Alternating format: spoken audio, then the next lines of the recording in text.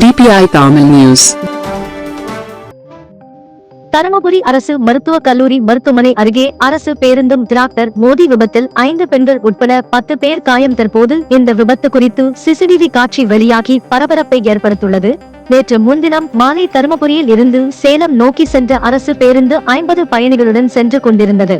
அப்போது தருமபுரி அரசு மருத்துவக் கல்லூரி மருத்துவமனை அடுத்த பச்சையம்மன் கோவில் அருகே பிரிவு சாலையில் கால்நடைகளுக்கு வைக்கோல் பாரம் ஏற்றி கொண்டு வெண்ணாம்பட்டி நோக்கி சென்ற டிராக்டர் சாலையில் எதிர்பாராத விதமாக திரும்பும் போது அரசு பேருந்து பயங்கரமாக மோதி விபத்திற்குள்ளானது.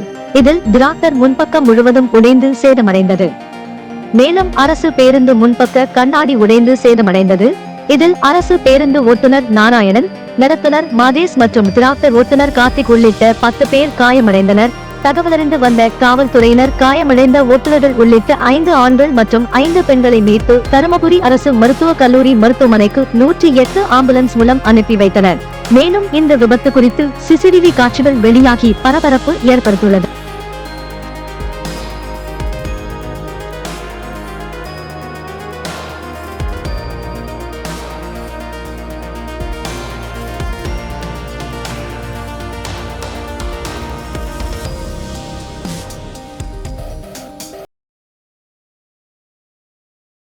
குரல் செய்திகள் உடனுக்குடன் தெரிந்து கொள்ள DPI தமிழ் நியூஸ் சேனலை சப்ஸ்கிரைப் செய்து இணைந்திருங்கள்.